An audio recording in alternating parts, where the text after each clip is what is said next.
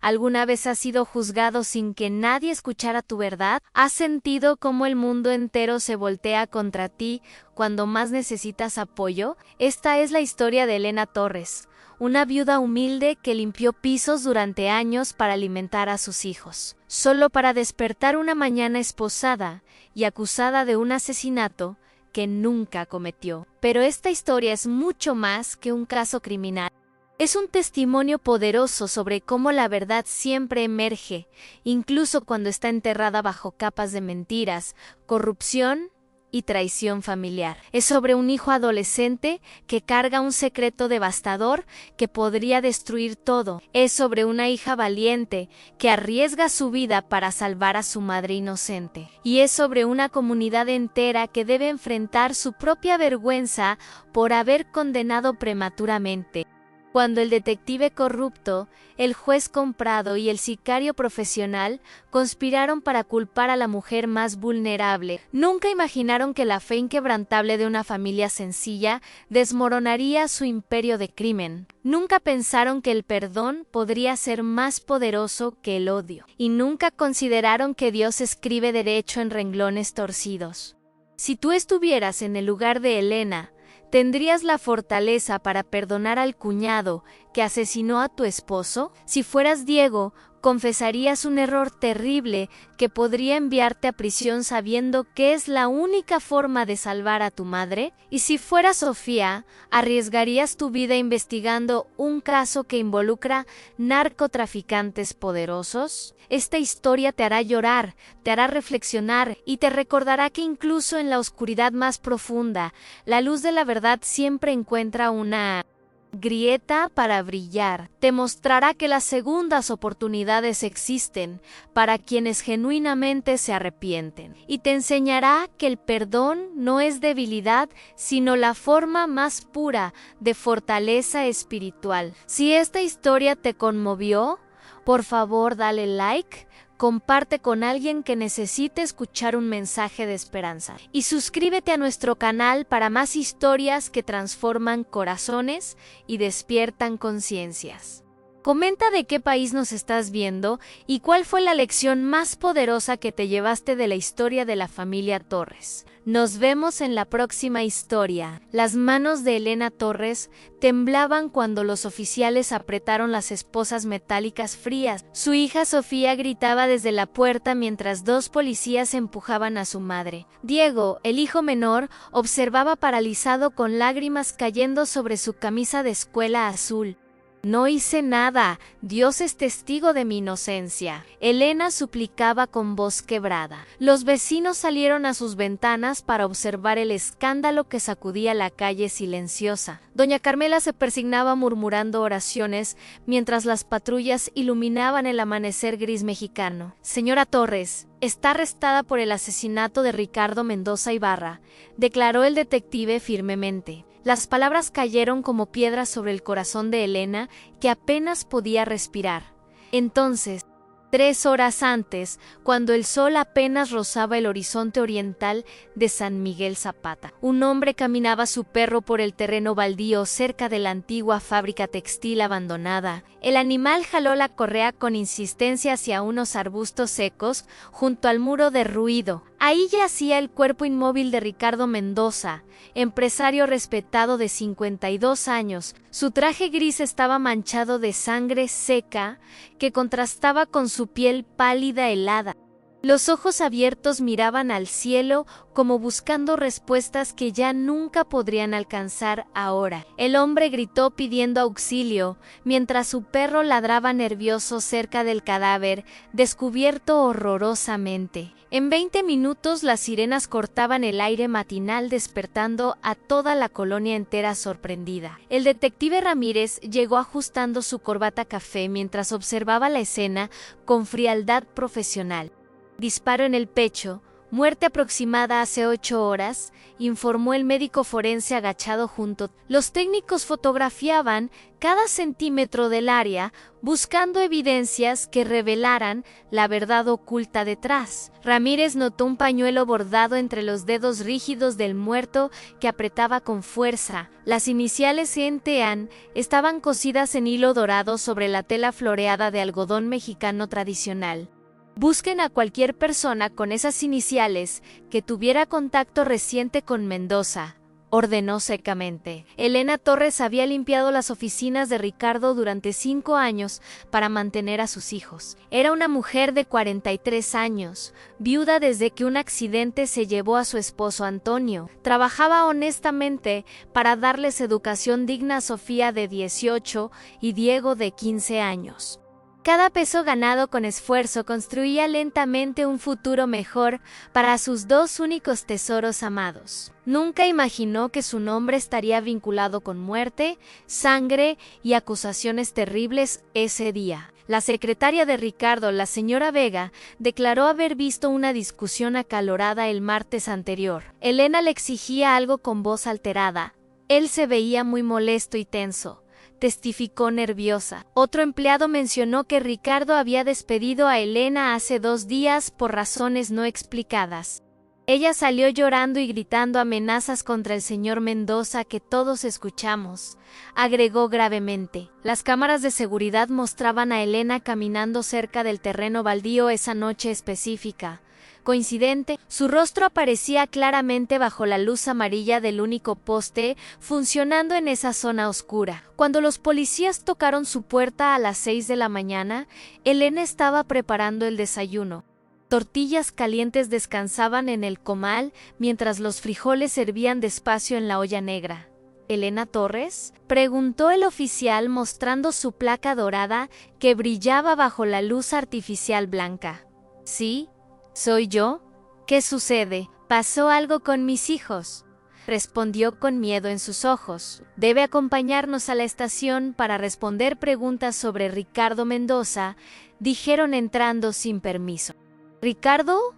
¿Qué le pasó? Trabajé para él durante años hasta hace 2 días apenas, confesó confundida. ¿Fue asesinado? Anoche. Y usted es nuestra principal sospechosa, según todas las evidencias reunidas, sentenció Ramírez. El mundo de Elena se detuvo en ese instante terrible, mientras sus piernas flaqueaban perdiendo equilibrio. Sofía corrió desde su cuarto al escuchar voces extrañas y vio a su madre esposada brutalmente.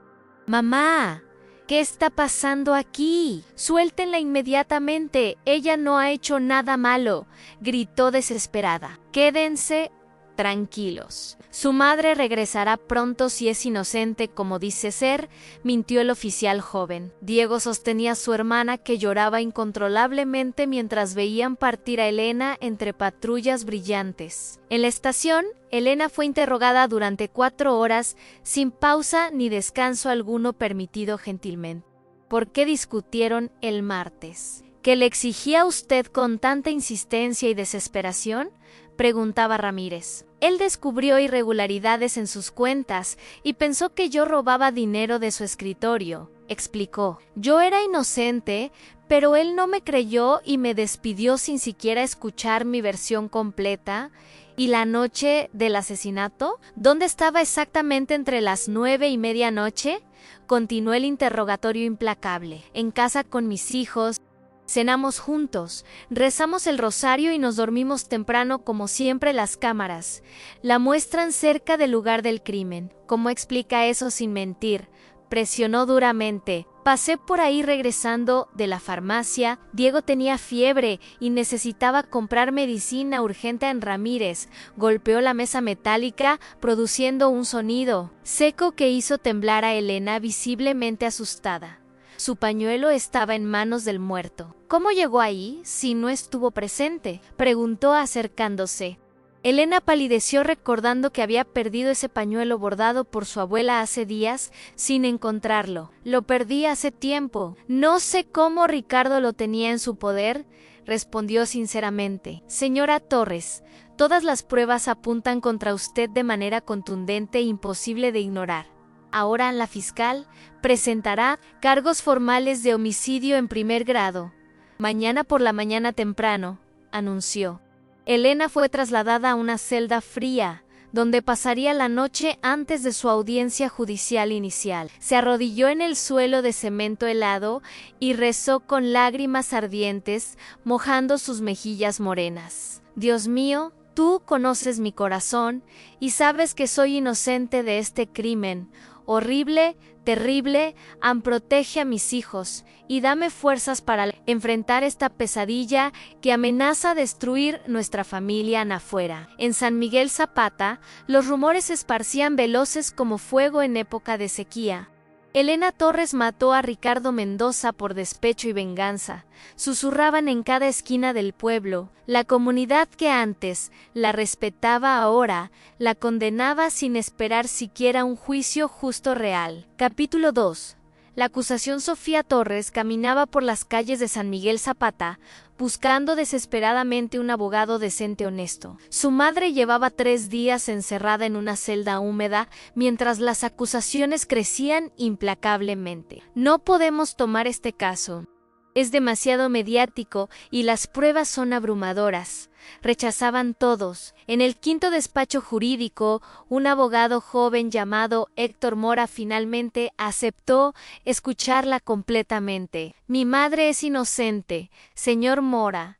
Ella nunca podría matar a nadie en su vida, suplicaba. Héctor revisó los documentos preliminares con expresión grave que se oscurecía con cada página leída cuidadosamente. Las evidencias son muy comprometedoras, Sofía. Necesitamos encontrar algo que las contradiga pronto, advirtió seriamente. Diego permanecía encerrado en su habitación desde el arresto de Elena, sin hablar con nadie absolutamente. Sofía tocaba su puerta cada hora rogándole que comiera algo, o al menos saliera un momento. Déjame solo, Sofía, no puedo ayudar a mamá con nada útil. Respondía con voz apagada extraña. Su hermana notaba algo diferente en su tono, como si cargara un peso invisible demasiado pesado. Diego, necesito que seas fuerte. Mamá nos necesita unidos ahora más que nunca antes.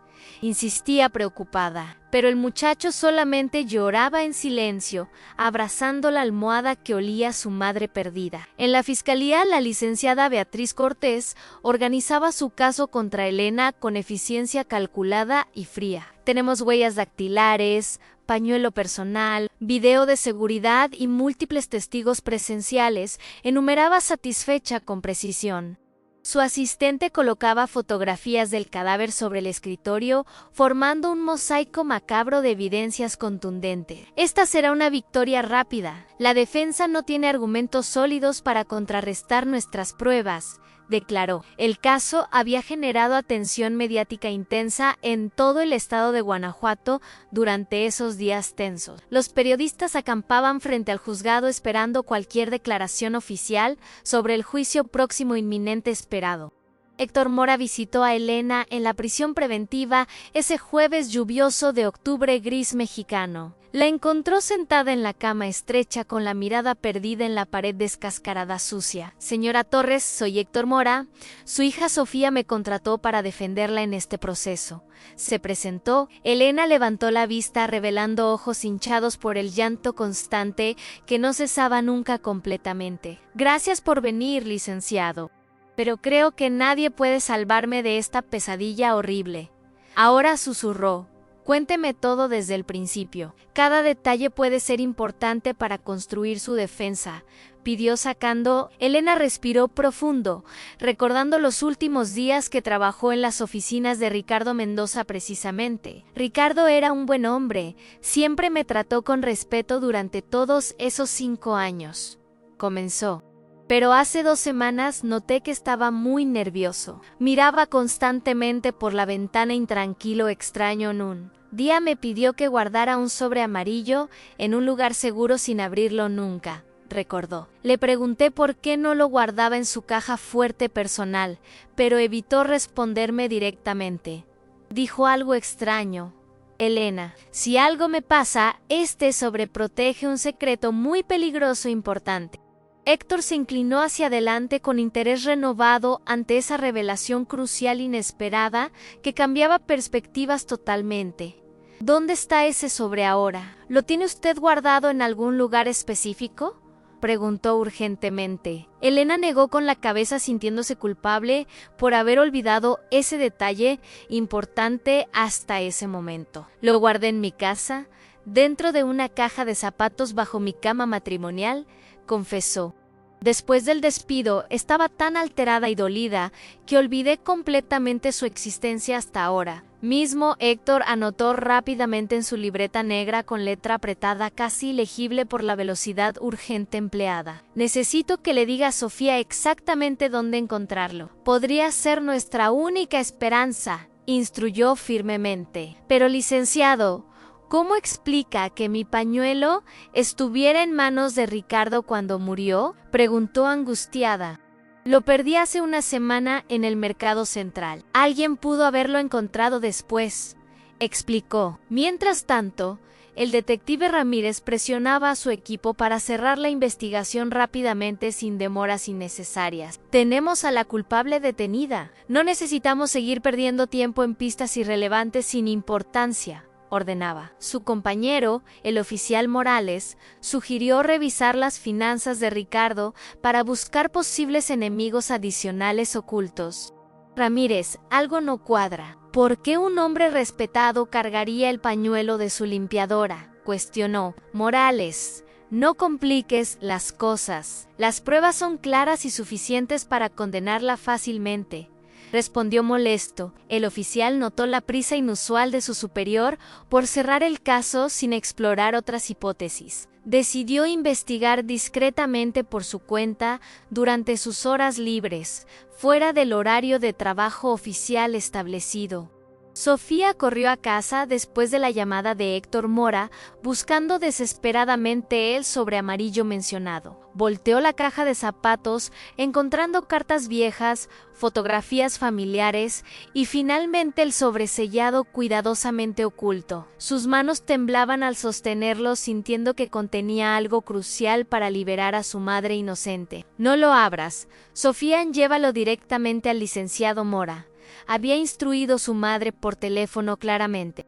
Pero la curiosidad la consumía, preguntándose qué secreto peligroso podría estar guardado dentro de esas páginas. El video de seguridad fue presentado en conferencia de prensa, generando titulares sensacionalistas en todos los medios. Mujer caminando cerca del lugar del crimen, la misma noche del asesinato brutal, declaraban los periodistas excitados. Las imágenes mostraban a Elena claramente bajo el poste de luz amarilla, pasando cerca del terreno baldío.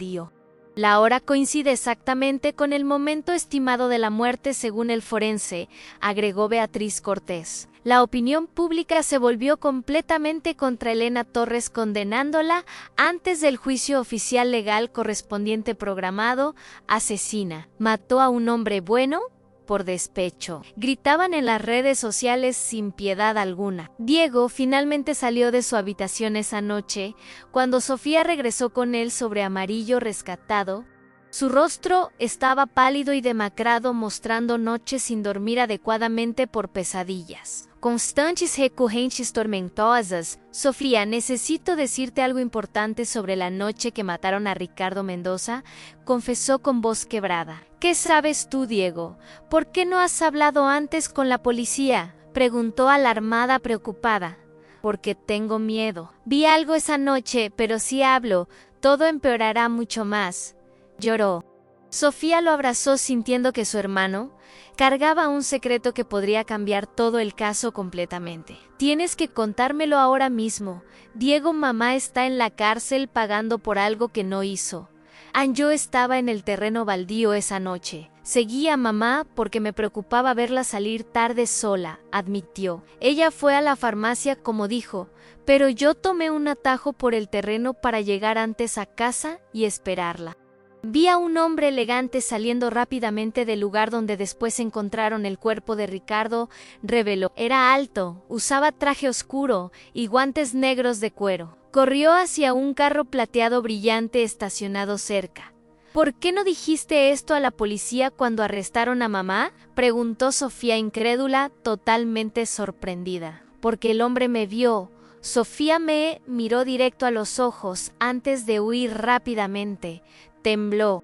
Tengo miedo de que regrese a hacernos daño si hablo sobre lo que presencié esa noche, confesó. Sofía comprendió la gravedad de la situación, sintiendo que había fuerzas oscuras detrás del asesinato de Ricardo. Mañana iremos con el licenciado Mora y le contarás todo exactamente como me lo dijiste, decidió. También le daremos el sobre amarillo. Mamá tenía razón, esto es más grande de lo imaginado, reflexionó.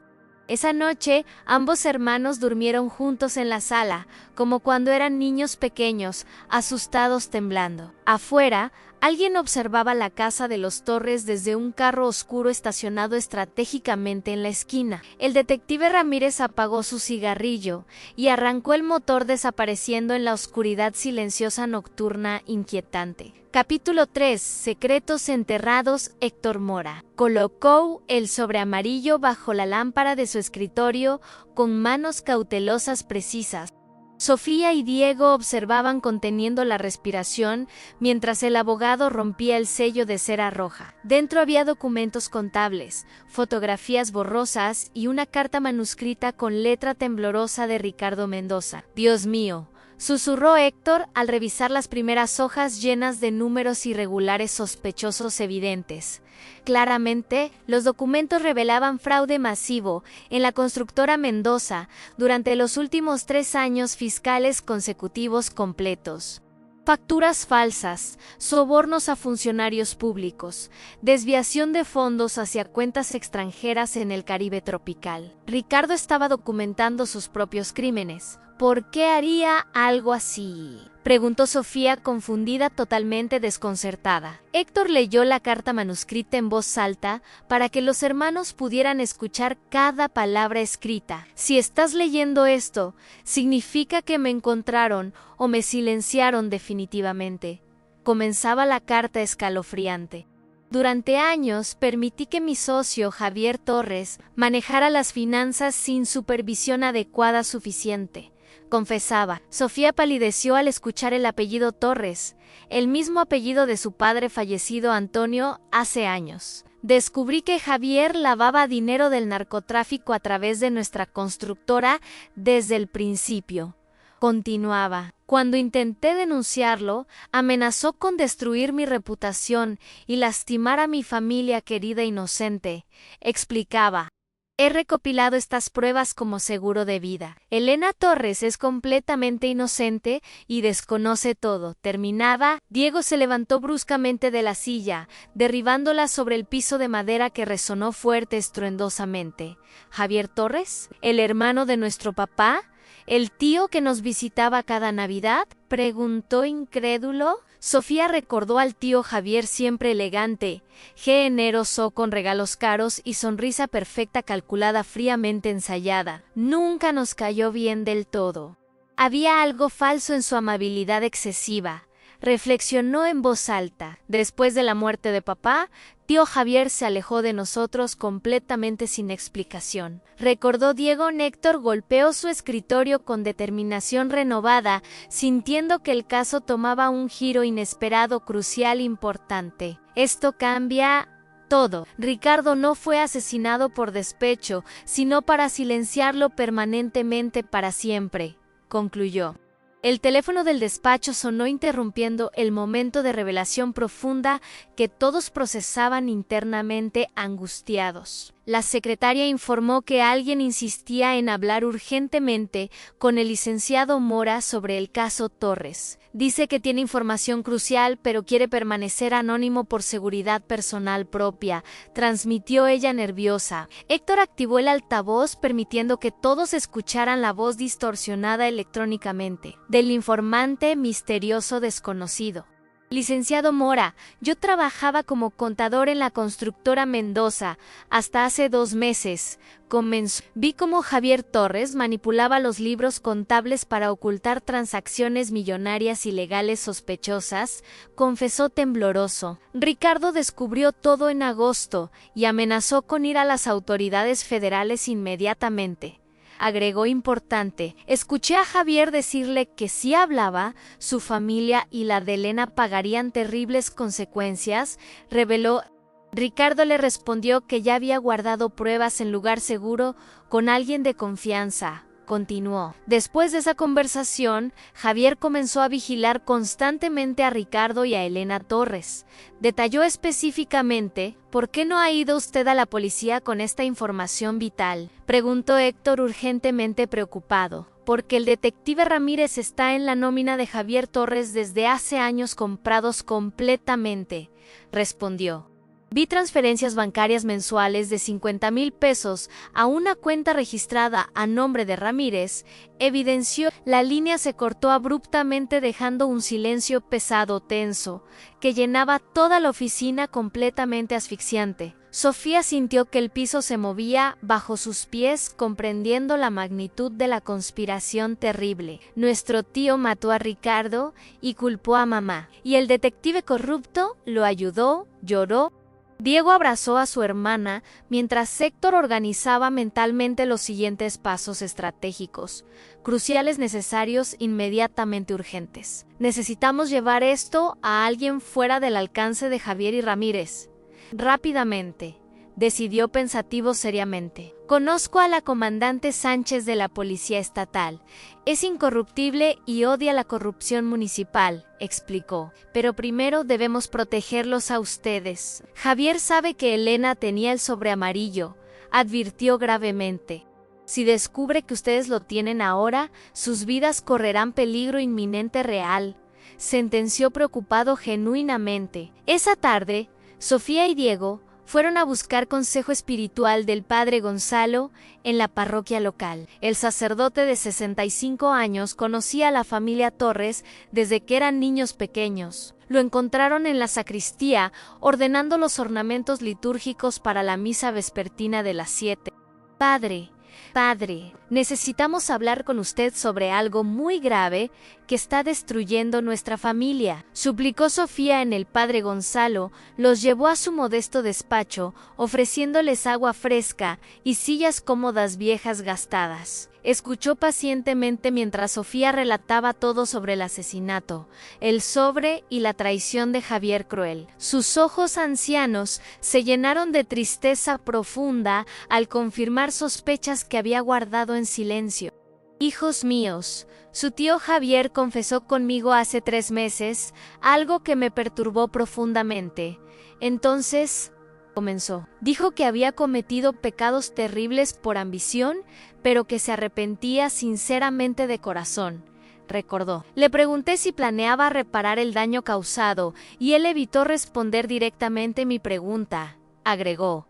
Después, dejó de venir a misa dominical. Lo vi una vez con hombres de aspecto peligroso, detalló. ¿Cree usted que tío Javier pueda ser capaz de matar a alguien, padre?, preguntó Diego angustiado. El padre Gonzalo guardó silencio largo mirando el crucifijo de madera tallada colgado en la pared blanca. El amor al dinero puede corromper hasta al más noble, convirtiendo hermanos en enemigos mortales, respondió. Ricardo Mendoza también vino a confesarse 2 semanas antes de morir, completamente aterrorizado, reveló el sacerdote. Me dijo que había descubierto que su socio trabajaba para el crimen organizado poderoso, compartió. Tenía miedo no solo por él sino por todas las familias inocentes involucradas. Sin saberlo, explicó. Le aconsejé que fuera a las autoridades, pero temía no poder confiar en nadie local. Agregó tristemente. Me pidió que si algo le pasaba cuidara de Elena, porque ella era inocente completamente, recordó. Sofía lloró comprendiendo que Ricardo había intentado proteger a su madre hasta el final de sus días. Su madre es una mujer de fe inquebrantable. Dios no la abandonará en esta tribulación, consoló. Al salir de la parroquia, Diego notó un automóvil negro polarizado estacionado frente a su casa vigilándola. Sofía, nos están siguiendo. Ese carro ha estado ahí desde que salimos esta mañana temprano, señaló. Los hermanos caminaron rápido hacia la tienda de doña Carmela fingiendo naturalidad mientras observaban disimuladamente cautelosos. El vehículo arrancó lentamente siguiéndolos a distancia prudente. pero evidente amenazante para intimidarlos, claramente, deliberadamente, intencionadamente. Tenemos que llamar al licenciado Mora inmediatamente. Están presionándonos para asustarnos, decidió Sofía temblando visiblemente nerviosa. Entraron a la tienda y doña Carmela notó inmediatamente el terror en sus rostros pálidos asustados. ¿Qué les pasa, muchachos? ¿Se ven como si hubieran visto al mismísimo diablo?, preguntó preocupada. Sofía le explicó brevemente la situación, mientras Diego vigilaba la puerta de entrada de la tienda atentamente. Doña Carmela, mujer sabia de 70 años, los llevó a la trastienda y cerró con llave. Escúchenme bien. Su tío Javier estuvo aquí hace 2 días preguntando por ustedes. Insistentemente reveló. Quería saber si Elena había dejado algo guardado conmigo o con algún vecino cercano. Detalló específicamente. Le dije que no sabía nada, pero noté que traía un arma bajo su saco, confesó. Ese hombre siempre me dio mala espina desde que era joven. Tiene ojos de serpiente, sentenció. Los hermanos se miraron confirmando que el peligro era real e inmediato sobre sus cabezas, amenazando constantemente. Héctor Mora llegó 30 minutos después en su viejo Volkswagen sedán azul, desgastado por años de uso. Los trasladó rápidamente a un hotel discreto en las afueras de San Miguel Zapata para protegerlos temporalmente. Mañana temprano iremos con la comandante Sánchez con todas las pruebas reunidas hasta ahora, informó decididamente. Mientras tanto, no salgan de esta habitación por ningún motivo ni abran la puerta a nadie, instruyó. Diego se recostó en la cama sintiendo el peso enorme de todo lo descubierto ese día largo. Sofía, si algo nos pasa, ¿quién cuidará de mamá allá en la cárcel sola abandonada?, preguntó. No pasará nada, hermanito. Dios nos protegerá como siempre lo ha hecho con nuestra familia, respondió ella. Esa noche, en su mansión lujosa en las colinas, Javier Torres recibió una llamada del detective Ramírez. Los chicos tienen el sobre amarillo. Visitaron al abogado esta mañana con documentos, informó nervioso preocupado. Controla la situación, Ramírez. Para eso te pago generosamente y cada mes sin falta, ordenó Javier fríamente calculador. Es más complicado ahora. Hay un testigo anónimo que llamó al abogado con información comprometedora, admitió. Javier golpeó su escritorio de caoba importada, haciendo temblar la botella de whisky escocés costoso, exclusivo, fino. Entonces, tendremos que acelerar el plan. Elena Torres debe ser condenada antes del viernes próximo, sentenció. La luna llena iluminaba San Miguel Zapata mientras las fuerzas oscuras conspiraban contra una familia inocente vulnerable. La comandante Sánchez escuchaba atentamente en su oficina mientras Héctor Mora presentaba los documentos del sobre amarillo. Era una mujer de 50 años, cabello corto gris, mirada penetrante, que había visto demasiada corrupción policial. Esto es explosivo, licenciado. Javier Torres tiene conexiones con el cartel del Golfo desde hace años, confirmó gravemente. Sofía y Diego permanecían sentados, observando cómo la comandante revisaba cada página con expresión cada vez más oscura. Hay transferencias bancarias que muestran pagos mensuales de la constructora Mendoza a cuentas fantasma, señaló ella. Ricardo Mendoza estaba siendo chantajeado por alguien muy poderoso que conocía sus secretos sucios, analizó profesionalmente, meticulosamente. Héctor colocó sobre el escritorio las fotografías que estaban en él, revelando otra capa terrible del misterio. Las imágenes mostraban al juez Arturo Montero, el mismo que presidía el caso de Elena Torres actualmente. En las fotos aparecía recibiendo fajos de billetes de manos de hombres conocidos del narcotráfico regional. Otras fotografías lo mostraban en fiestas privadas con narcotraficantes, famosos bebiendo champán francés costosísimo, exclusivo, importado. Dios santo. El juez Montero es quien decidirá la inocencia o culpabilidad de mi madre, susurró Sofía aterrorizada. La comandante Sánchez se recostó en su silla, procesando la magnitud de la conspiración que tenía frente. Ricardo descubrió que Montero y Javier trabajaban juntos lavando dinero del crimen organizado, concluyó pensativa seria analítica, y cuando amenazó con exponerlos, decidieron silenciarlo para siempre y culpar a alguien vulnerable e inocente, agregó. Diego reunió coraje y decidió finalmente contar todo lo que había presenciado aquella noche fatídica, terrible, aterradora. Comandante, yo estaba en el terreno baldío esa noche. Vi a un hombre salir corriendo rápidamente, confesó. Era alto, elegante, llevaba guantes negros de cuero y huyó en un sedán plateado brillante, detalló específicamente. La comandante se inclinó hacia adelante, con interés renovado tomando notas detalladas en su libreta profesional oficial. ¿Podrías identificar a ese hombre si lo vieras nuevamente en una fotografía o personalmente?, preguntó directamente. Diego asintió nervioso mientras Sánchez abría una carpeta con fotografías de conocidos criminales de la región entera. El muchacho revisó cada imagen cuidadosamente hasta detenerse en una que lo hizo palidecer visiblemente, temblar incontrolablemente. Es él, estoy completamente seguro. Ese es el hombre que vi huyendo esa noche, señaló temblando. La comandante observó la fotografía y su expresión se endureció revelando profunda preocupación y enojo controlado contenido. Rodrigo Salazar, sicario profesional vinculado al cartel, cobra 200,000 pesos por trabajo, informó con voz helada. Si Javier Torres contrató a Salazar, significa que el asesinato fue planeado meticulosamente con anticipación, razonó Héctor. Pero ¿por qué dejarían el pañuelo de Elena en la escena del crimen deliberadamente?, preguntó Sofía confundida.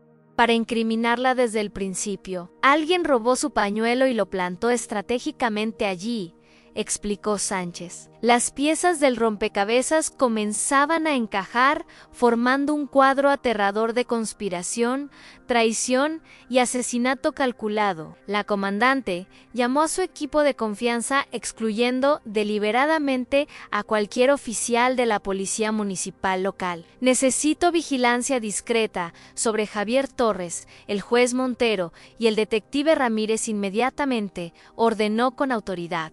También quiero rastrear los movimientos de Rodrigo Salazar durante las últimas 2 semanas. Completas, agregó específicamente detalladamente. Héctor Mora se sintió aliviado finalmente, teniendo una autoridad incorruptible de su lado, luchando por justicia real. ¿Cuánto tiempo necesita para reunir evidencia suficiente que libere a Elena y capture a los culpables?, preguntó. ¿En 2 o 3 días? Máximo, pero debemos actuar rápido antes de que sospechen algo, respondió Sánchez. El juicio de Elena está programado para pasado mañana. Montero acelerará la condena rápidamente, advirtió Héctor preocupado. Mientras tanto, en la prisión preventiva, Elena Torres rezaba el rosario arrodillada junto a su cama estrecha. Una compañera de celda llamada Rosa, mujer mayor, condenada por robo menor, la observaba con compasión genuina. ¿Por qué rezas tanto si Dios permitió que te encerraran injustamente aquí abandonada?, preguntó Rosa sinceramente.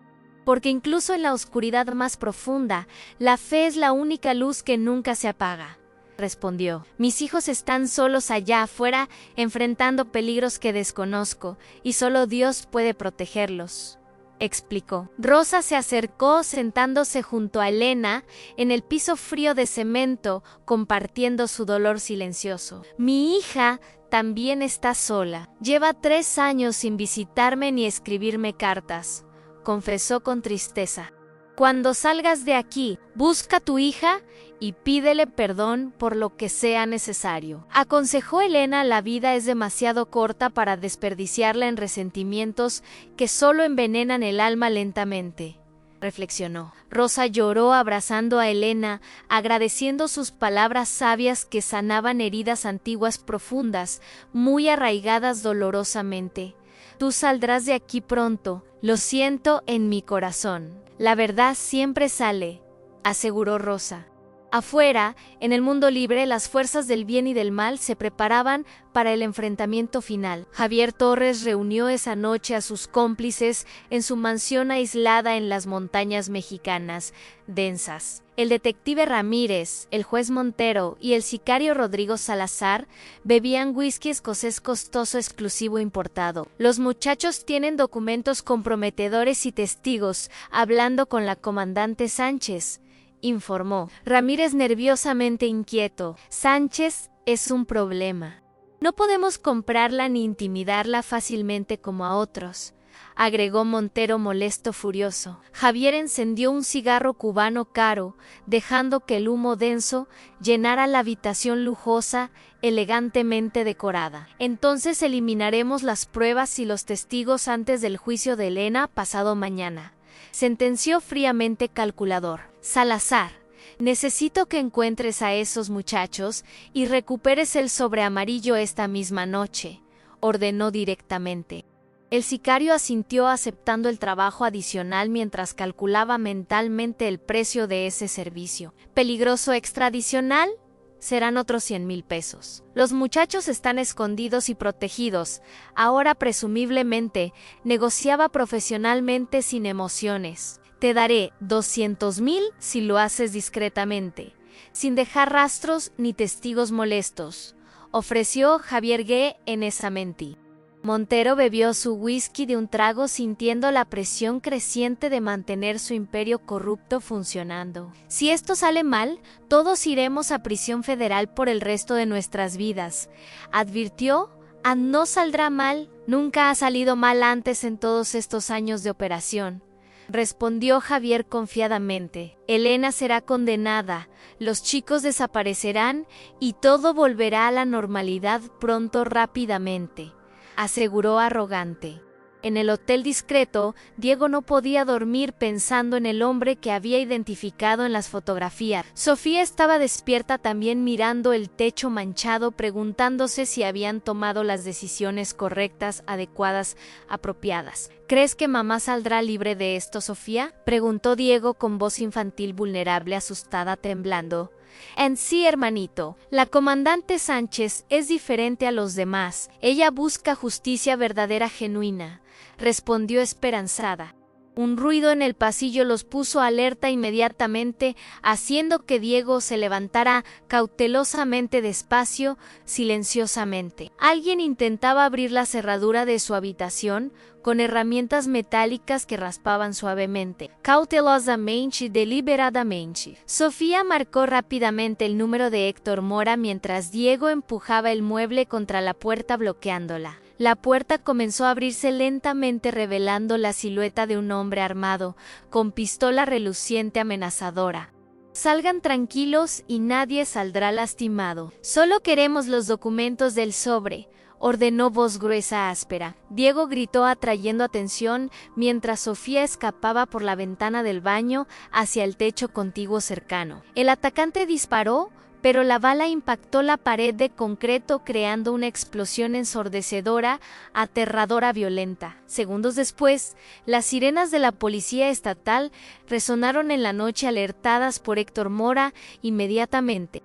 El sicario maldijo escapando rápidamente por las escaleras traseras, perdiéndose entre las sombras de la madrugada fría. Los hermanos Torres habían sobrevivido por muy poco, pero ahora confirmaban que Javier jugaba para matar definitivamente. La comandante Sánchez llegó furiosa al hotel, inspeccionando los daños y tomando declaraciones detalladas de los muchachos. Esto confirma nuestra teoría. Javier está desesperado y dispuesto a eliminar testigos físicamente, violentamente, concluyó con seriedad. Los trasladaré a una casa de seguridad protegida por mi equipo personal las 24 horas completas, decidió. Héctor Mora abrazó a Sofía y Diego, aliviado de que estuvieran vivos pero consciente del peligro creciente. Tenemos suficiente para arrestar a Javier, Ramírez y Montero mañana mismo en operativo coordinado simultáneo, anunció Sánchez. Pero necesitamos hacerlo antes del juicio para que Elena sea liberada inmediatamente, sin condena, agregó urgentemente. El amanecer comenzaba a iluminar San Miguel Zapata, mientras el bien y el mal se preparaban para colisionar. El detective Ramírez fue encontrado en su apartamento colgando de una viga con cinturón de cuero apretado. Su compañero Morales descubrió el cuerpo al llegar para el turno matutino, compartido de patrullaje rutinario diario.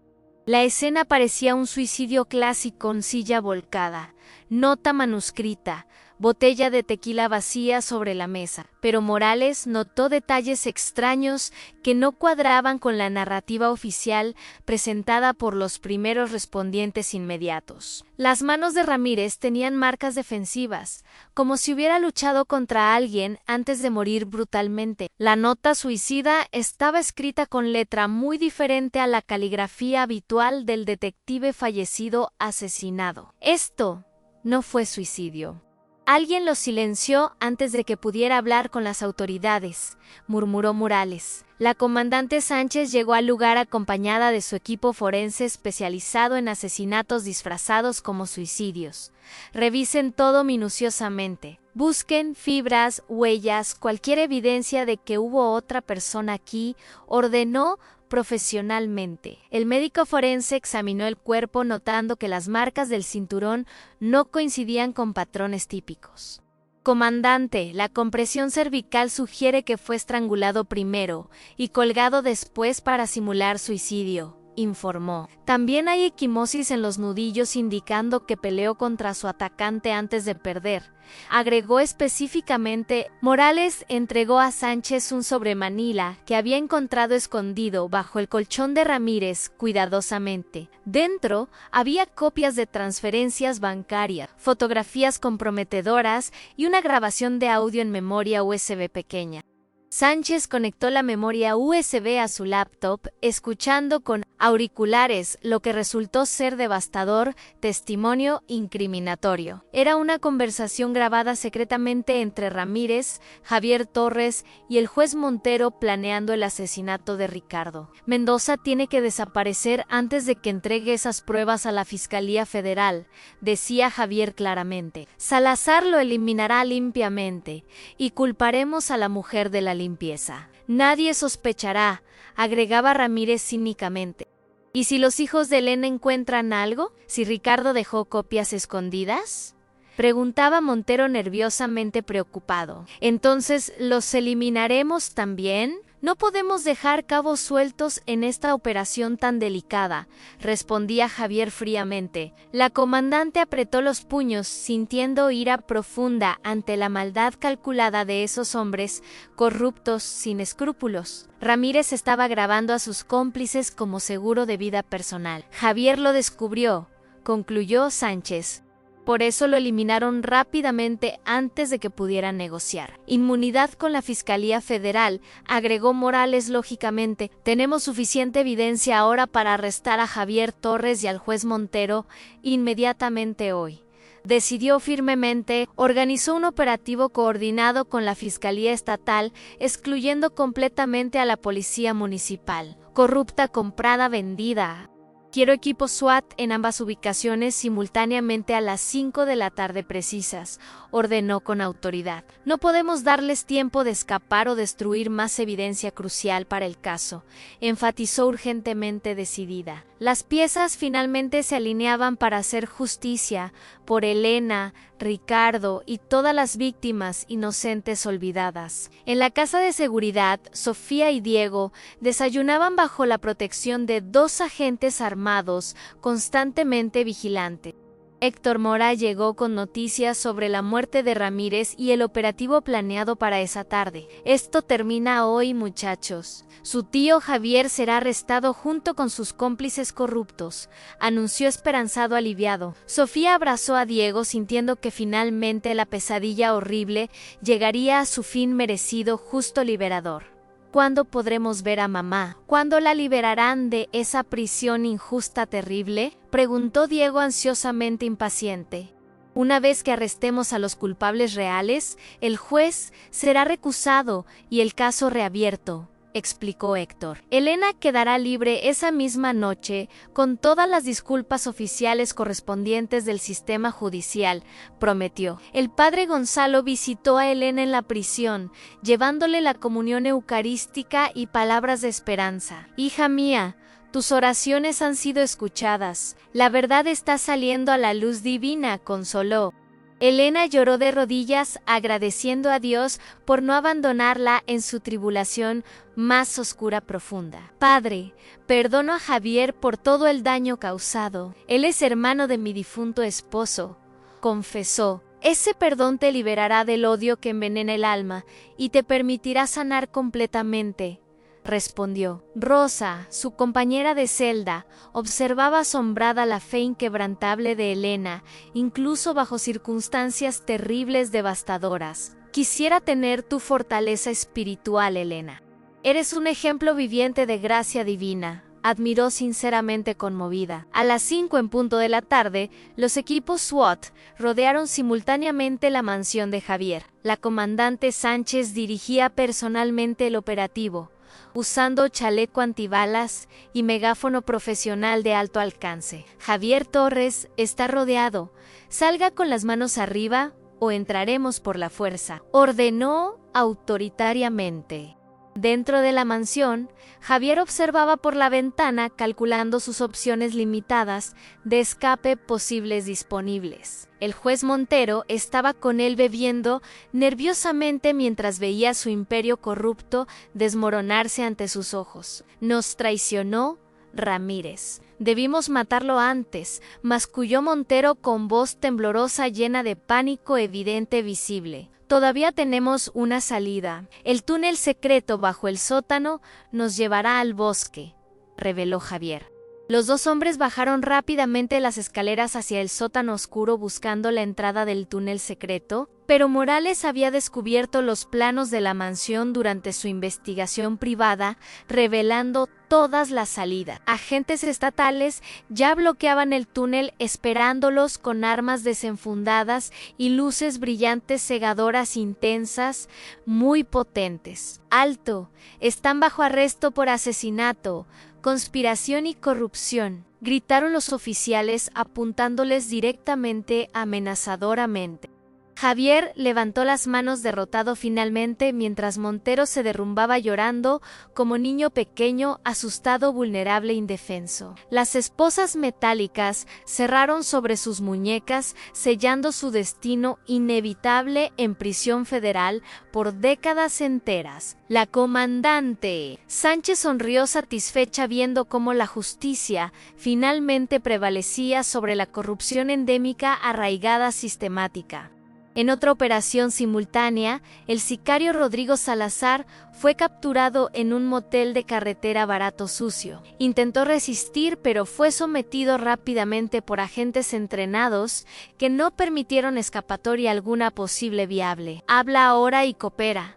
Tendrás reducción de sentencia. Cállate y pasarás tu vida en prisión, negociaba Sánchez. Salazar, profesional pragmático, entendió que su única opción era colaborar completamente con las autoridades ahora responsables del caso.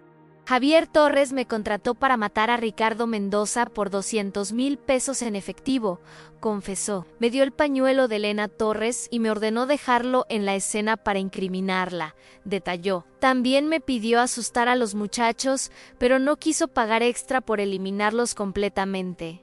Agregó, las confesiones se acumulaban construyendo un caso sólido imposible de refutar, contra Javier y sus cómplices corruptos arrestados.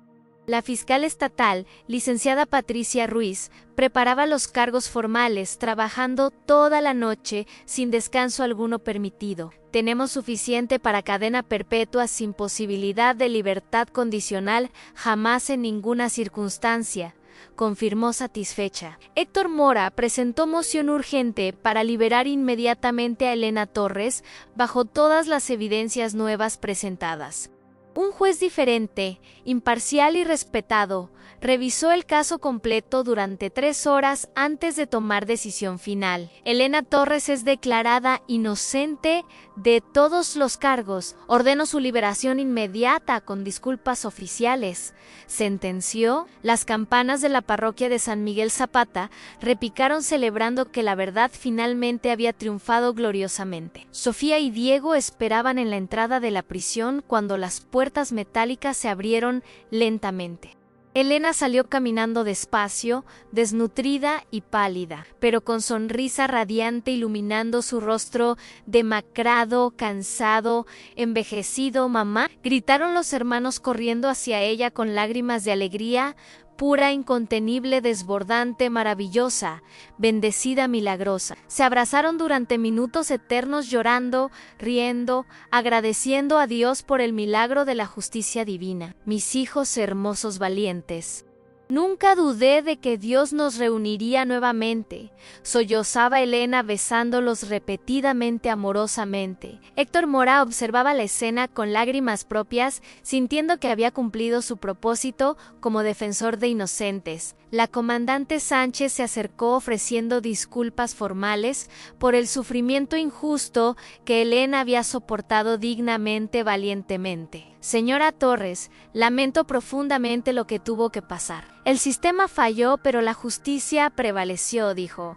«Comandante, usted salvó a mi familia. Que Dios la bendiga por su integridad y valentía», respondió Elena. Los medios de comunicación rodeaban el lugar, capturando el momento emotivo de reunificación familiar después de pesadilla. «La viuda inocente finalmente libre después de conspiración que involucra a juez corrupto y narcotráfico», titulaban los periódicos. San Miguel Zapata enfrentaba su propia vergüenza colectiva por haber condenado prematuramente a Elena sin pruebas suficientes.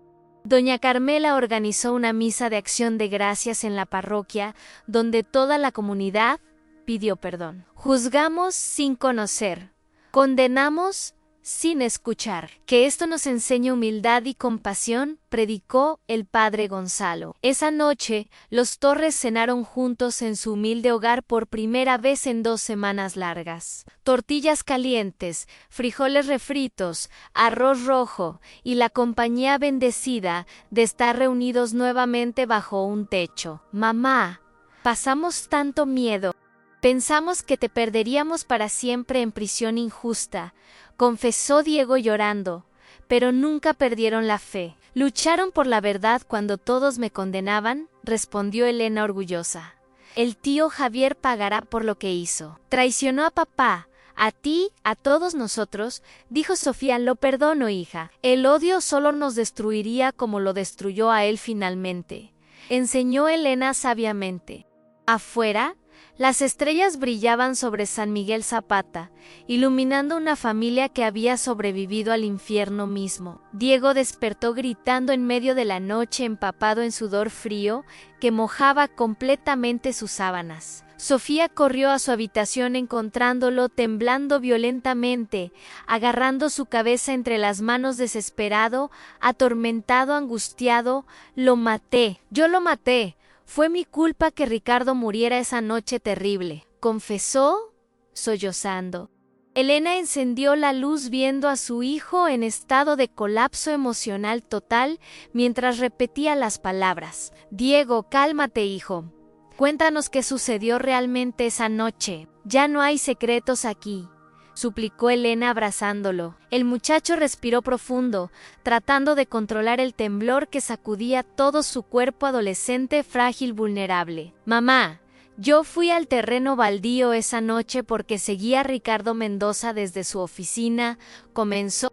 «Lo vi caminando solo y nervioso, mirando constantemente hacia atrás, como si alguien lo persiguiera», continuó. «Me escondí entre los arbustos secos del terreno, observando porque algo me decía que estaba en peligro», explicó. «De repente 2 hombres lo atacaron intentando robarle el maletín de cuero que cargaba con fuerza», reveló. Ricardo gritó y uno de los ladrones sacó un cuchillo largo plateado amenazándolo de muerte. Detalló temblando. «Yo tenía la pistola de papá que encontré guardada en tu closet hace meses. Mamá, confesó avergonzado. Disparé al aire intentando asustar a los ladrones para que dejaran libre a Ricardo inmediatamente, admitió llorando. Pero mi mano temblaba tanto que la bala lo alcanzó a él en el costado derecho, sollozó. Elena cubrió su boca con las manos horrorizada, comprendiendo la magnitud de lo que su hijo cargaba. Los ladrones huyeron asustados y yo corrí hacia Ricardo, que estaba en el suelo sangrando levemente. Continuó. Él me miró y dijo: Diego, no fue tu culpa. Llama a la ambulancia rápido. Recordó, pero antes de que pudiera sacar mi teléfono, apareció el hombre elegante de traje oscuro. Reveló. Era el sicario que identifiqué en las fotografías de la comandante Sánchez. Después, Rodrigo Salazar confirmó. Él me vio y me ordenó que me fuera inmediatamente, o me mataría también a mí. Tembló. Yo corrí aterrorizado, escuchando 2 disparos más a mis espaldas mientras huía cobardemente del lugar. Confesó. Sofía abrazó a su hermano, comprendiendo que Diego había vivido con esa culpa terrible durante semanas enteras. Salazar remató a Ricardo, aprovechando que ya estaba herido por mi disparo accidental. Concluyó Diego devastado completamente. Yo maté a un hombre inocente, mamá. Merezco ir a prisión por lo que hice. Lloró. Elena levantó el rostro de su hijo mirándolo directamente a los ojos con amor maternal infinito, inquebrantable. Hijo mío, tú trataste de salvar su vida. Fue un accidente mientras intentabas hacer el bien, consoló. El verdadero asesino es Salazar, quien le disparó 2 veces más para matarlo definitivamente. Razonó. Pero debemos decirle la verdad a la comandante Sánchez inmediatamente mañana por la mañana, decidió. Héctor Mora fue contactado de emergencia y llegó a la casa de los Torres a las 2 de la madrugada fría. Escuchó la confesión completa de Diego, tomando notas detalladas mientras evaluaba las implicaciones legales graves, complejas, difíciles. Diego, lo que hiciste se clasifica como disparo accidental en defensa de tercero, sin intención de matar, explicó. Eres menor de edad y actuaste tratando de proteger a alguien de un asalto violento armado, agregó. Sin embargo, no reportaste el incidente y huiste de la escena, lo cual complica tu situación legal, advirtió. Pero con tu testimonio completo, Salazar será condenado por asesinato en primer grado definitivamente, aseguró. Probablemente enfrentes libertad condicional, servicios comunitarios y terapia psicológica obligatoria supervisada, estimó profesionalmente, honestamente. Al amanecer, la familia Torres llegó a la oficina de la comandante Sánchez con Héctor Mora. Diego confesó todo nuevamente, mientras Sánchez grababa su declaración oficial con expresión seria pero comprensiva, compasiva, humana. Diego, entiendo que cometiste un error terrible intentando hacer lo correcto, ayudando a alguien, dijo ella. Tu testimonio es crucial para condenar definitivamente a Rodrigo Salazar y cerrar este caso completamente, explicó. También necesitamos entender cómo conseguiste esa arma y por qué la llevabas esa noche, preguntó directamente. Diego explicó que había encontrado la pistola vieja de su padre guardada años atrás, después del accidente. Me sentí inseguro caminando solo de noche después del asesinato de Ricardo y la empecé a cargar, confesó. Mientras procesaban la declaración de Diego, Sofía decidió investigar más profundamente el pasado de tío Javier personalmente. Visitó las oficinas de la constructora Mendoza, donde la nueva administración le permitió acceso a archivos antiguos históricos. Descubrió documentos que mostraban que Javier Torres había sido socio de Ricardo desde hacía 15 años. Exactamente. Mi papá Antonio trabajaba aquí también antes del accidente que lo mató, murmuró revisando viejos registros laborales. Encontró reportes de auditoría interna que señalaban irregularidades en las cuentas manejadas exclusivamente por Javier. Entonces, papá descubrió el fraude, por eso tuvo el accidente. No fue accidente en absoluto, comprendió horrorizada. Las manos le temblaron al encontrar un reporte policial archivado sobre el accidente automovilístico de Antonio Torres. El reporte mencionaba que los frenos del vehículo habían sido saboteados intencionalmente por manos expertas profesionales. La investigación fue cerrada prematuramente sin identificar sospechosos, debido a falta de evidencia concluyente, leía Sofía llorando. Javier mató a mi padre hace 7 años para proteger sus negocios sucios criminales. Sollozó furiosa. Copió todos los documentos relevantes y corrió directamente a la oficina de la comandante Sánchez inmediatamente. Comandante, mi tío no solo mató a Ricardo Mendoza, también asesinó a mi padre Antonio años atrás. Acusó. Sánchez revisó los documentos con expresión cada vez más grave, comprendiendo la profundidad de la maldad de Javier. Reabriremos el caso de tu padre inmediatamente. Javier Torres pagará por todos sus crímenes acumulados, prometió. En la prisión federal, Javier Torres recibía la visita de su abogado defensor privado, costoso, carísimo, prestigioso, internacional reconocido. Las pruebas contra usted son abrumadoras, señor Torres. Mi recomendación es negociar declararse culpable reduciendo sentencia, aconsejó. Nunca esos documentos fueron plantados. Ricardo estaba loco. Elena me odia injustamente, negaba Javier furiosamente. Su propio sobrino Diego declaró haber visto a Salazar en la escena del crimen, confirmando nuestra teoría, informó. Además, tenemos grabaciones de Ramírez, donde usted planea explícitamente el asesinato de Ricardo Mendoza, agregó duramente. Javier golpeó la mesa metálica de la sala de visitas, sintiendo cómo su imperio se desmoronaba irreversiblemente. Mi hermano Antonio también descubrió mis negocios. Tuve que eliminarlo para proteger mi fortuna construida, confesó. El abogado palideció ante la confesión espontánea que acababa de escuchar claramente de boca de su cliente. Señor Torres, acaba de confesar un asesinato adicional. No puedo representarlo más bajo estas circunstancias legales, dijo. Todo lo que dijo aquí puede y será usado en su contra en los tribunales federales, advirtió. Javier se dio cuenta demasiado tarde de su error fatal, dejándose llevar por la frustración y rabia. Los guardias fueron llamados para escoltarlo de vuelta a su celda mientras gritaba amenazas incoherentes, vacías, impotentes. Soy Javier Torres, tengo conexiones. Saldré de aquí y todos pagarán. Vociferaba enloquecido, completamente desquiciado, perturbado. Pero ya nadie escuchaba sus amenazas huecas de un hombre caído, derrotado, totalmente destruido, sin poder alguno. La comandante Sánchez convocó a los Torres para informarles sobre la confesión involuntaria de Javier en prisión. Javier admitió haber ordenado el asesinato de su padre, Antonio, hace 7 años. Reveló con voz suave. Elena se derrumbó llorando, comprendiendo que su cuñado había destruido su familia desde hace mucho tiempo atrás. Antonio era un hombre honesto. Descubrió el fraude y pagó con su vida por hacer lo correcto. Lloró. Sofía abrazó a su madre sintiendo rabia, dolor y alivio mezclados en su corazón devastado partido. Al menos ahora sabemos la verdad completa. Papá no murió en accidente, sino defendiendo su integridad, reflexionó. Diego permanecía callado, procesando que su acto accidental había desenmascarado al asesino de su padre. Finalmente, providencialmente, el juez federal Enrique Castillo revisó todos los casos acumulados contra Javier Torres durante una audiencia preliminar extensa. Señor Torres enfrenta cargos de 2 asesinatos en primer grado, conspiración, corrupción y lavado de dinero, enumeró.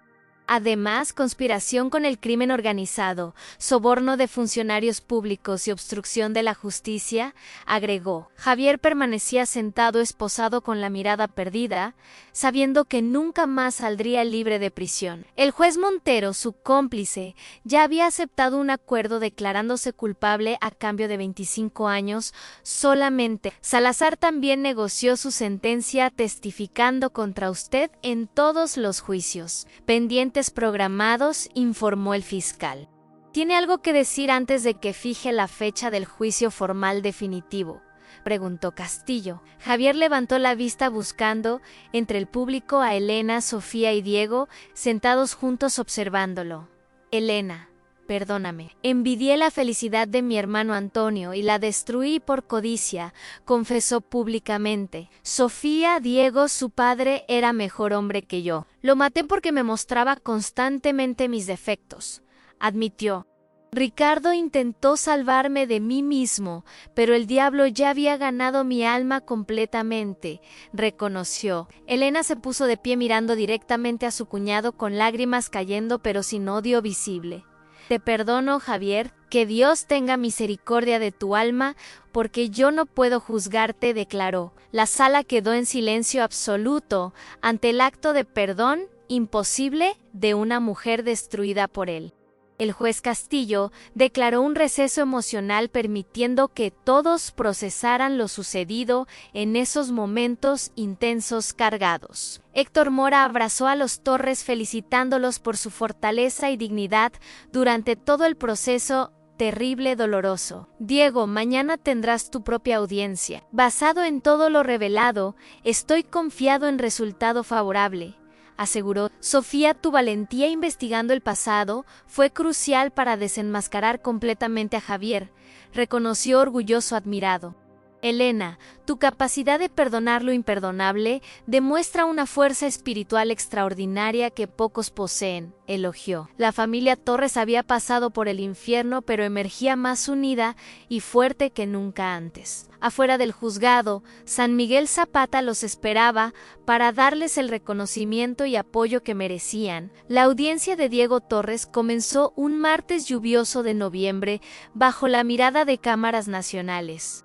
El joven de 15 años vestía traje prestado demasiado grande que Elena había conseguido con donaciones parroquiales. El juez Castillo revisaba los documentos del caso mientras el fiscal juvenil presentaba los cargos contra el muchacho. Diego Torres enfrenta cargos de homicidio involuntario, posesión ilegal de arma y abandono de escena del crimen, enumeraba. Héctor Mora se levantó presentando la defensa con evidencia de las intenciones nobles del muchacho ese día.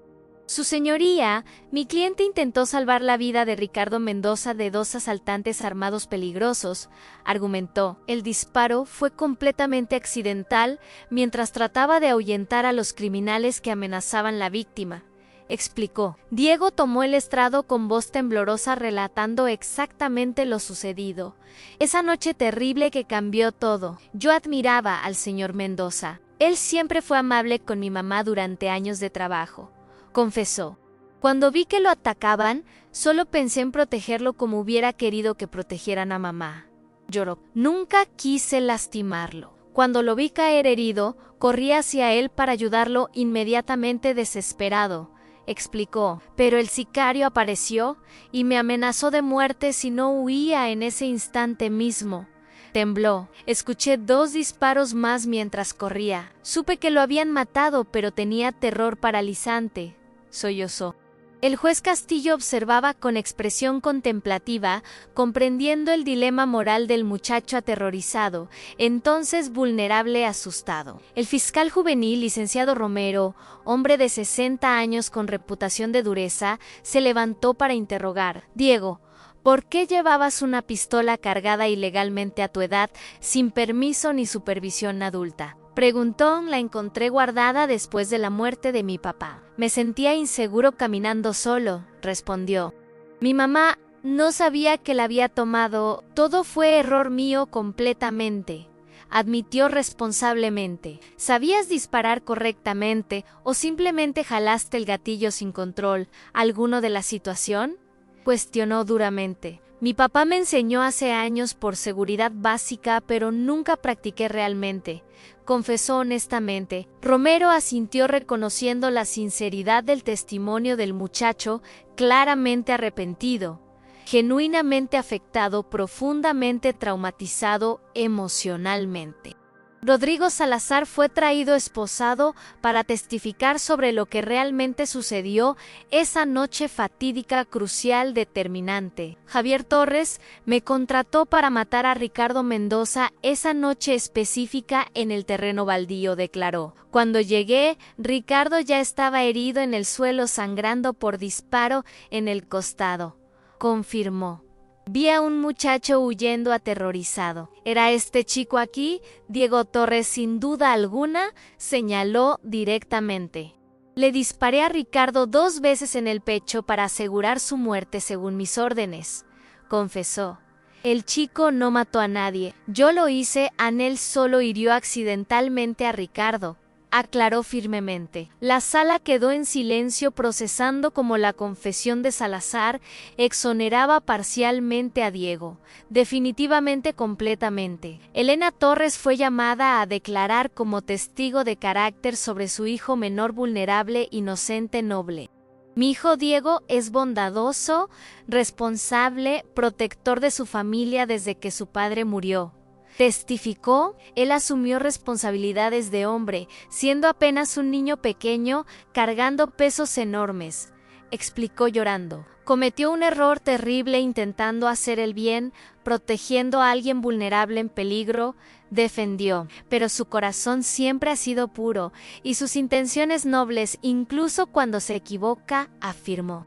El fiscal Romero escuchaba atentamente, notando la devoción maternal inquebrantable de Elena hacia su hijo quebrado, arrepentido. Señora Torres, ¿está dispuesta a supervisar personalmente la rehabilitación de su hijo si recibe libertad condicional? Preguntó con cada fibra de mi ser, señor fiscal. Diego es buen muchacho que necesita orientación adecuada, respondió. Sofía también testificó sobre el carácter de su hermano y cómo había protegido a la familia valientemente. Diego cargó con culpa terrible durante semanas hasta que finalmente confesó la verdad dolorosa, traumática. Reveló. Eso demuestra su conciencia moral y su capacidad de asumir responsabilidad por sus acciones equivocadas, argumentó. El padre Gonzalo fue llamado como testigo experto en carácter del muchacho desde su infancia temprana. Diego ha sido monaguillo en mi parroquia durante 5 años, con asistencia perfecta y conducta ejemplar, testificó.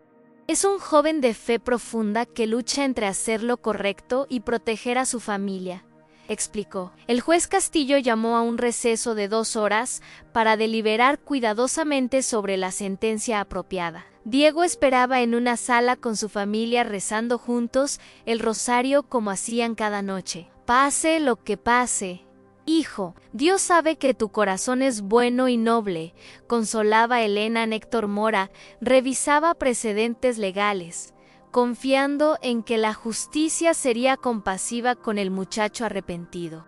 La comandante Sánchez observaba desde el fondo de la sala, admirando la fortaleza de esa familia destrozada. Raramente veo familias tan unidas después de pasar por tanto sufrimiento injusto acumulado, reflexionó con Morales. Los Torres son ejemplo de fe, perdón y resiliencia en medio de tragedias múltiples, respondió. El juez Castillo regresó con su veredicto y sentencia después de deliberación profunda, extensa, cuidadosa, meticulosa, reflexiva.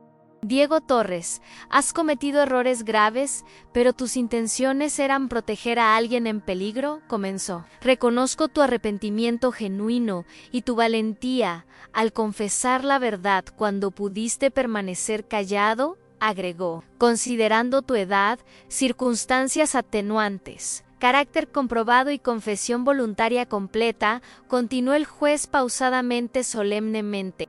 Te sentencio a 3 años de libertad condicional supervisada con servicios comunitarios obligatorios semanales.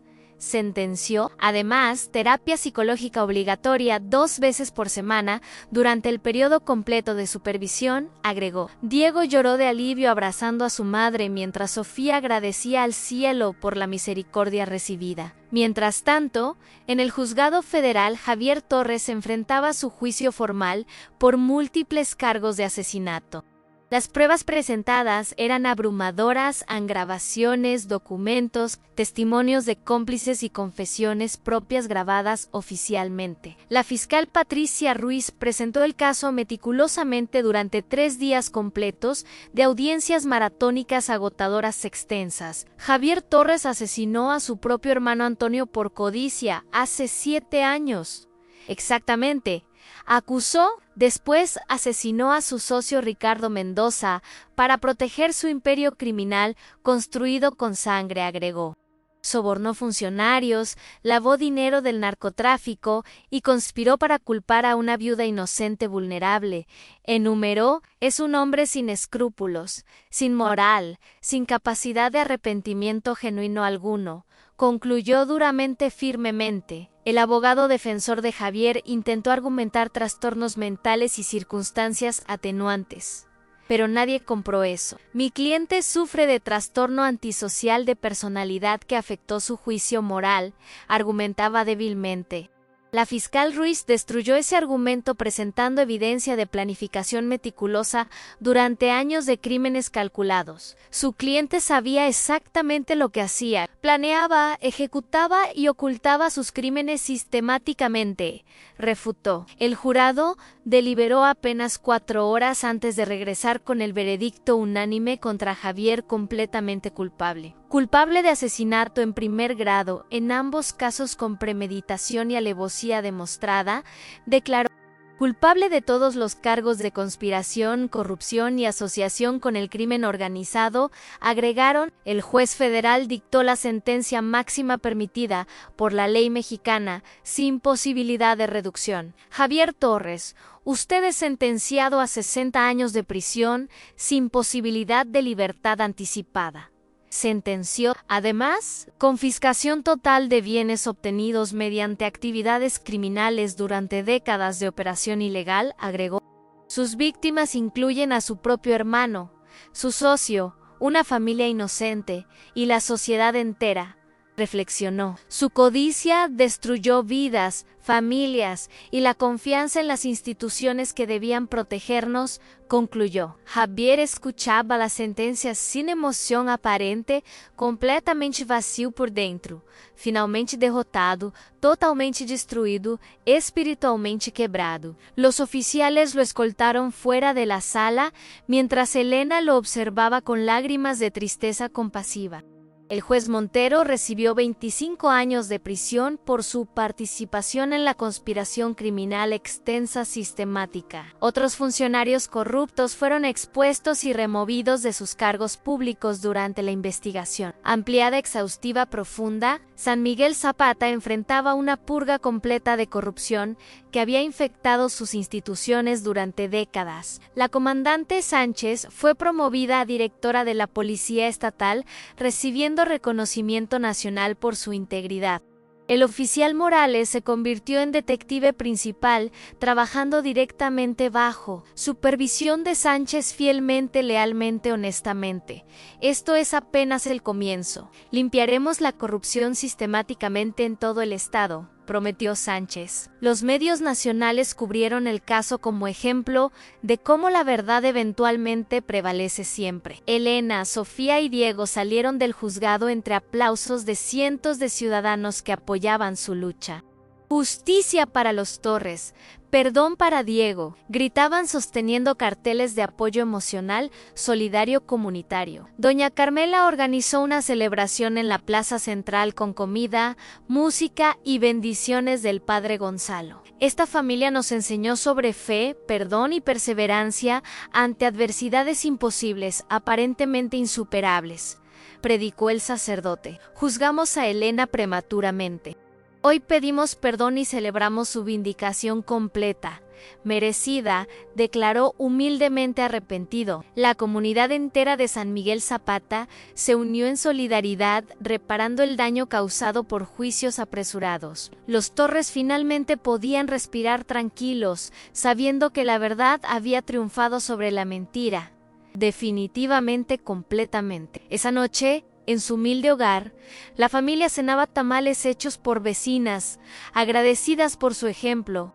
Mamá, ¿Cómo pudiste perdonar al tío Javier después de todo lo que nos hizo? Preguntó Diego, porque el odio solo me habría destruido por dentro, hijo.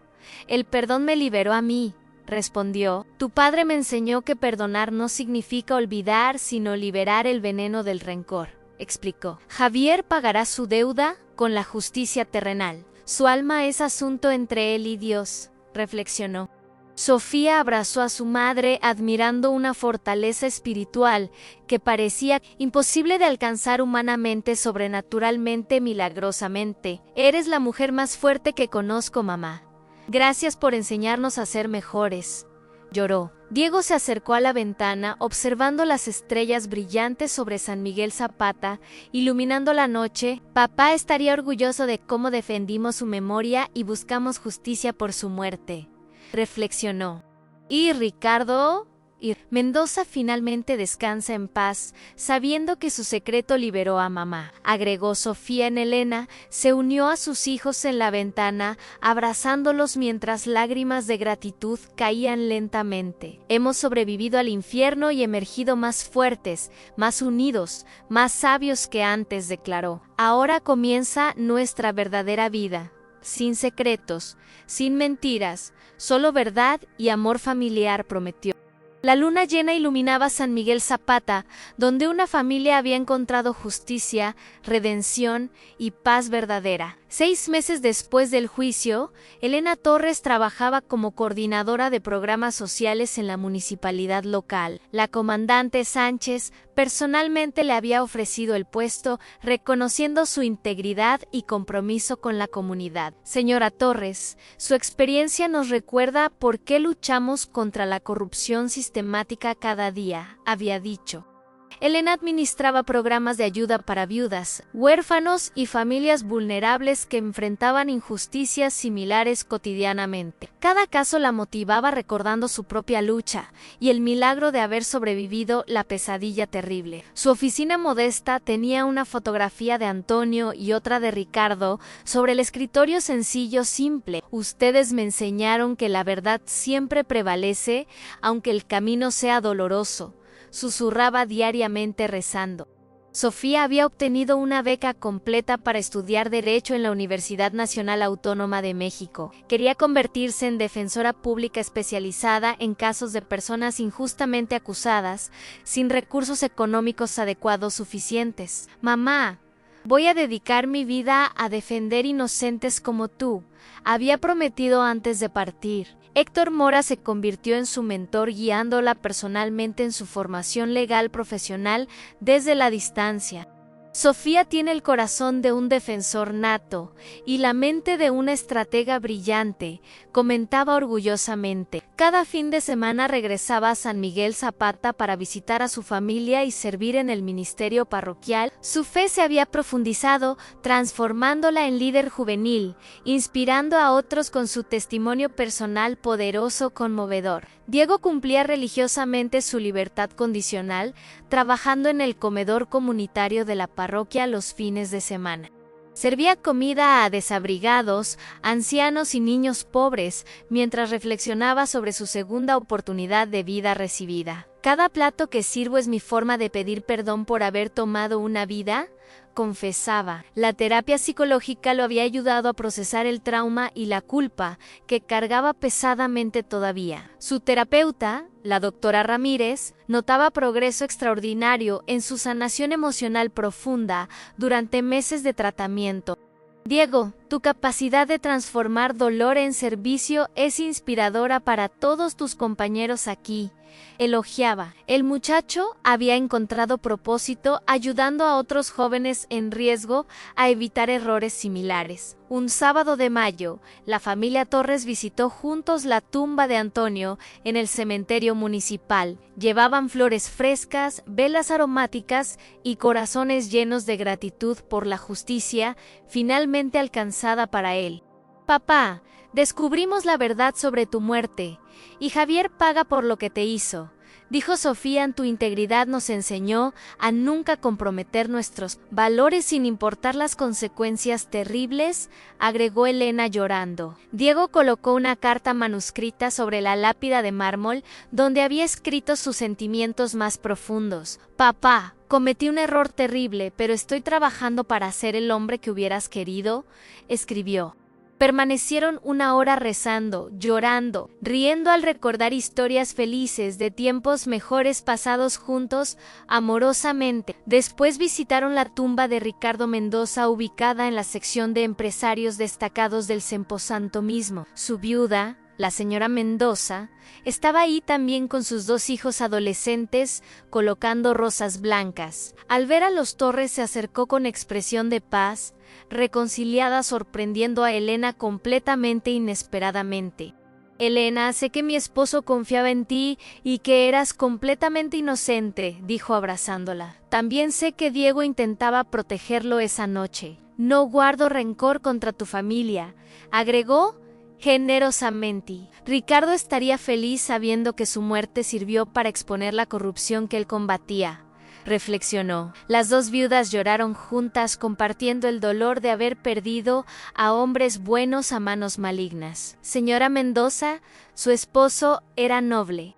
Me dio trabajo cuando nadie más lo haría, recordó Elena y al final confió en mí guardando ese sobre que salvó mi vida, literalmente, agregó agradecida. Los hijos de ambas familias se presentaron formalmente, creando un vínculo inesperado de comprensión mutua, profunda, sincera. Nuestros padres lucharon contra el mal. Nosotros honraremos su memoria viviendo con integridad, prometieron juntos. Decidieron organizar una fundación en memoria de Antonio Torres y Ricardo Mendoza para ayudar familias afectadas. La Fundación Torres Mendoza ofrecerá apoyo legal gratuito a personas injustamente acusadas sin recursos, anunciaron públicamente. Posteriormente. De la tragedia nacía esperanza. Del dolor surgía propósito. De la muerte brotaba vida nueva, renovada. El padre Gonzalo organizó una misa especial de acción de gracias, 6 meses después del veredicto final. La iglesia de San Miguel Zapata estaba completamente llena, con cientos de personas celebrando la justicia divina. Hermanos, hemos sido testigos de cómo Dios escribe derecho en renglones torcidos, predicaba el sacerdote anciano. Elena Torres nos enseñó sobre fe inquebrantable cuando todos la abandonaron injustamente.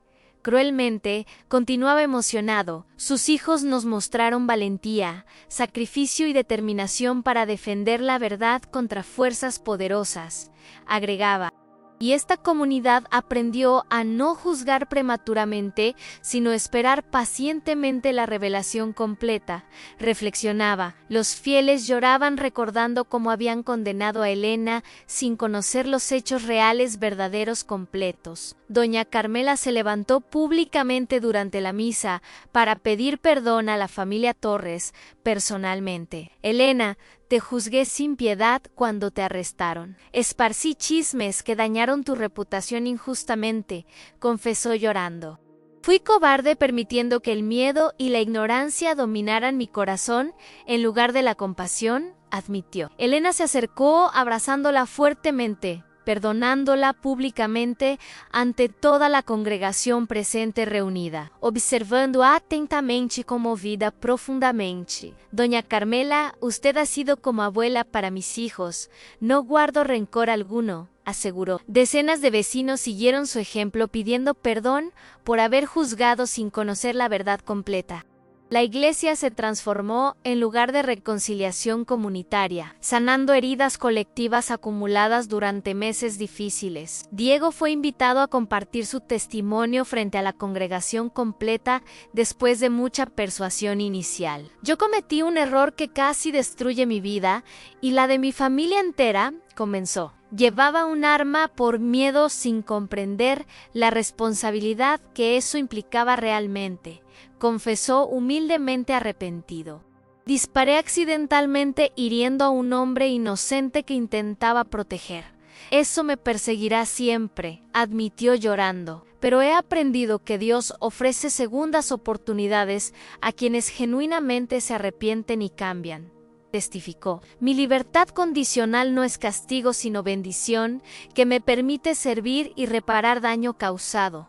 Reflexionó. La comunidad aplaudió emocionada viendo la transformación profunda de un muchacho, quebrantado en joven, comprometido, responsable, maduro. La comandante Sánchez implementó reformas radicales en toda la policía estatal inspirada por el caso Torres. Ninguna familia volverá a sufrir injusticia por corrupción policial en mi jurisdicción, prometía en cada conferencia. Estableció protocolos estrictos de investigación, supervisión externa y consecuencias severas para oficiales corruptos identificados, comprobados, castigados ejemplarmente. El oficial Morales dirigía el programa de entrenamiento en ética e integridad para nuevos reclutas policiales. El caso Torres nos mostró que un solo oficial honesto puede cambiar el destino de personas inocentes, enseñaba. San Miguel Zapata se convirtió en modelo nacional de transparencia y justicia, atrayendo reconocimiento internacional prestigioso, merecido, ganado. El cambio era lento, pero constante. La esperanza renacía donde antes reinaba corrupción sistemática, arraigada, profunda, endémica. En la prisión federal, Javier Torres pasaba sus días en celda solitaria reflexionando sobre decisiones que destruyeron todo. Había intentado suicidarse 2 veces, pero los guardias lo habían salvado, forzándolo a enfrentar su existencia miserable. Un capellán carcelario visitaba semanalmente ofreciéndole oportunidad de arrepentimiento genuino y reconciliación espiritual, posible, eventual quizás.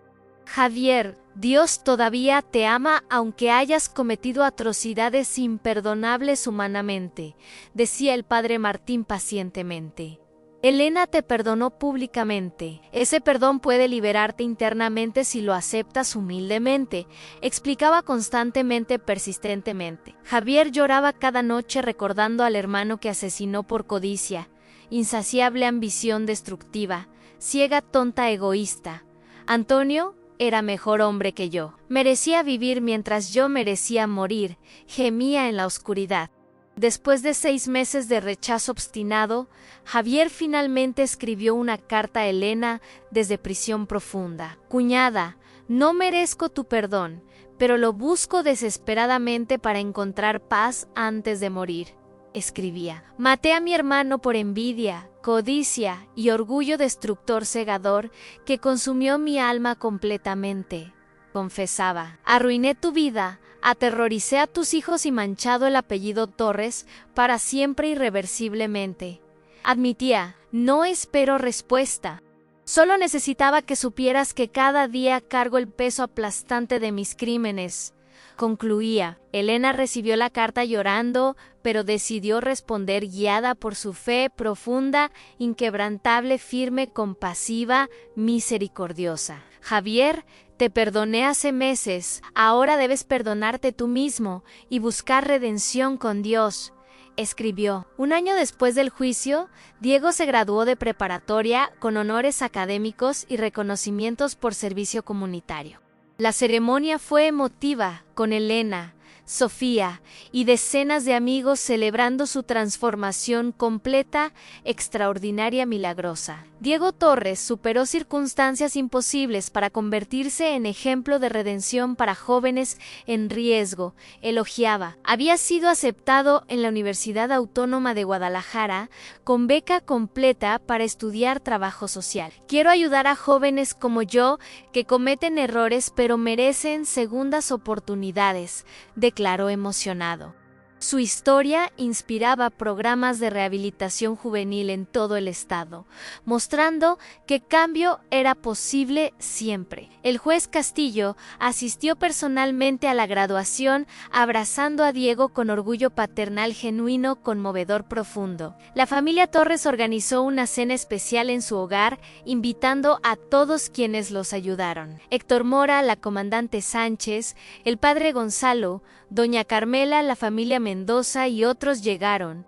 La mesa humilde se llenó de platillos tradicionales mexicanos en mole poblano, chiles rellenos, tamales, arroz festivo. Cada uno de ustedes fue instrumento de Dios, salvando nuestra familia de la destrucción. Agradeció Elena y nos enseñaron que la bondad humana existe incluso en los momentos más oscuros desesperados. Agregó Sofía Diego, levantó su vaso de agua fresca, proponiendo un brindis emotivo que hizo llorar a todos presentes.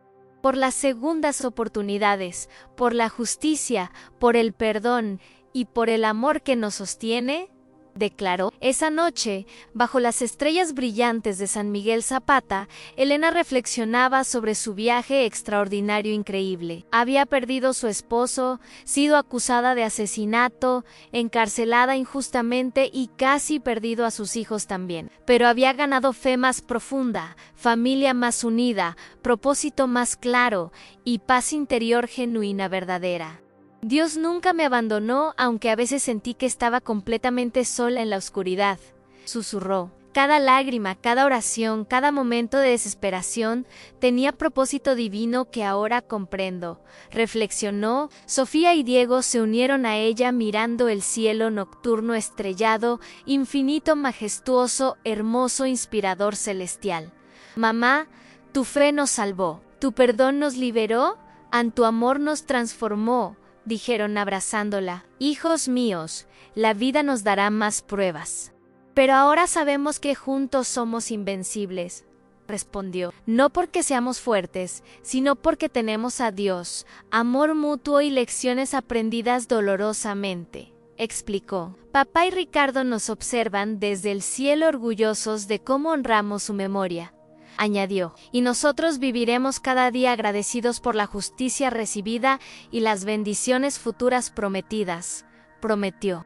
Los tres permanecieron abrazados, sintiendo presencia divina, envolviéndolos en paz. Inexplicable, sobrenatural, reconfortante, sanadora, liberadora, completamente transformadora. San Miguel Zapata dormía bajo la protección celestial mientras una familia había encontrado redención completa después del infierno. El cuerpo fue encontrado, el verdadero culpable fue capturado, y la justicia finalmente prevaleció triunfalmente, gloriosamente, definitivamente. La historia de Elena Torres nos recuerda que la justicia verdadera no siempre es rápida, pero eventualmente prevalece cuando hay corazones dispuestos a luchar por la verdad. Nos enseña que el perdón no significa olvidar el daño causado, sino liberarnos del veneno del rencor que solo nos destruye por dentro. Y nos demuestra que incluso los errores más terribles pueden transformarse en segundas oportunidades cuando hay arrepentimiento genuino y voluntad de cambiar. Diego aprendió que cargar armas por miedo solo genera más violencia. Sofía descubrió que la valentía no es ausencia de miedo, sino actuar correctamente a pesar del terror. Y Elena nos mostró que la fe inquebrantable puede sostener a una familia entera cuando todo parece perdido. La corrupción fue expuesta, los culpables pagaron, y una comunidad aprendió a no juzgar sin conocer la historia completa. Que esta historia nos inspire a defender siempre la verdad, perdonar lo imperdonable cuando es genuino el arrepentimiento, y nunca perder la fe incluso en los momentos más oscuros. Porque al final, Dios siempre tiene un plan perfecto que no siempre comprendemos en el momento, pero que se revela gloriosamente cuando confiamos en su voluntad divina.